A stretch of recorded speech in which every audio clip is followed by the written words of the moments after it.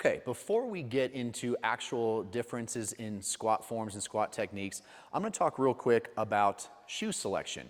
It's something I get questions about from people, but at the same time, it's something that a lot of people don't even consider. So a lot of times people will go in with their traditional, regular running type of shoe. They go into the gym, they do their lifts, and they don't think twice about it. Well, your typical running shoe is going to have a very thick kind of cushioned bottom, which then, because it's cushiony, doesn't offer a lot of ground support. The foot can then roll inside and outside, and anytime the brain goes, I feel unstable, it's going to limit the amount of force you can produce. So when you go to the gym for your squat, your deadlift, your lunging, any of those heavier exercises that are ground-based, I want you to forget the running shoe.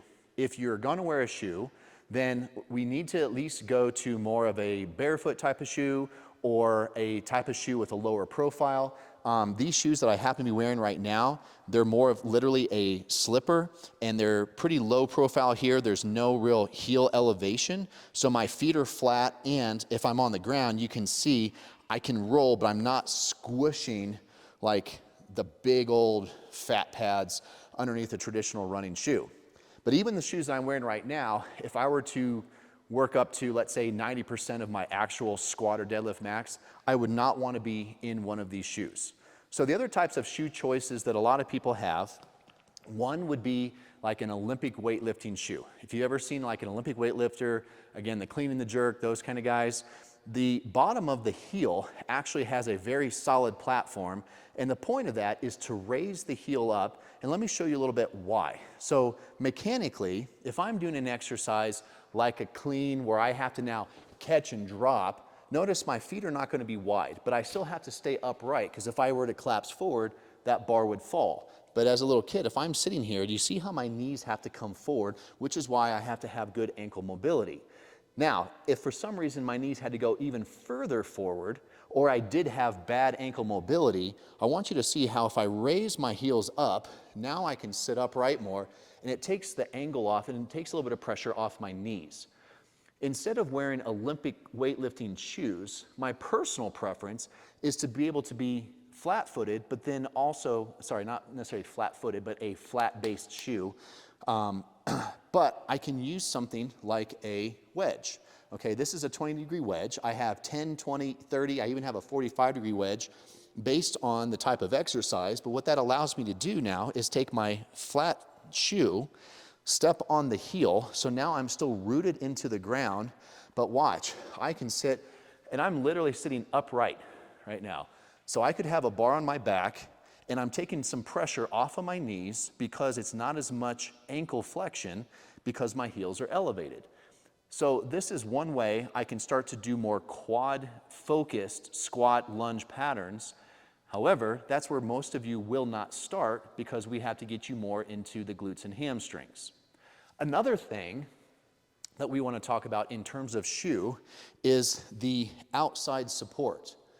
Because when I am using my feet, which again is why in most gyms, I would actually prefer you to stay barefoot if your gym environment allows, because now instead of having a lot of shoes that cramp the toes, have a narrow toe box, we actually want to spread the toes out so now I have dexterity and I can grip the ground literally with my toes and the arches of my foot, which make them more active, increases proprioception so that the brain goes, ooh, yeah, I feel rooted, I feel stable, I like how this feels, and you'll be able to produce more force throughout the entire body.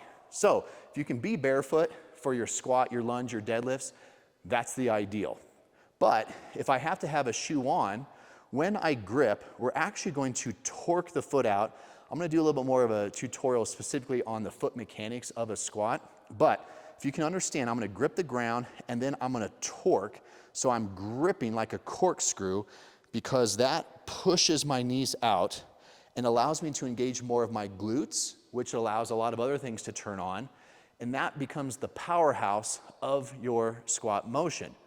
But if I have a shoe like this, you can see how if I go inside and I push, you see how that foot is going to roll over that? It's just not a lot of support. So that's why you see like the old West Side Barbell guys, whatever, they always wore those Chuck Taylor Converse shoes because they had a solid side, they were leathery, a big wall, so they could actually push into that without rolling over the shoe. So again, I like slip-on, narrow, barefoot type of shoes so that I can grip and I can push out to create that force without rolling over and causing instability at the foot. So that's a quick tutorial on shoe selection. Remember, your shoes are a tool just like everything else. We want to make sure we have the right tool for the right job based on the exercises that we're doing. If I'm going out for a long distance run, this might be more appropriate. You know, we can again talk about running barefoot versus running with a thick shoe or all sorts of different kind of things. Let me know. Send me messages, send me whatever you want. I'll be more than happy to talk about specifics, but it's not about good or bad. It's about the right tool for the right job. Next, we're going to get into different bar selections and all sorts of things so we can start working on different squat techniques so that the ability to use the right tool at the right time for the right development is right for you.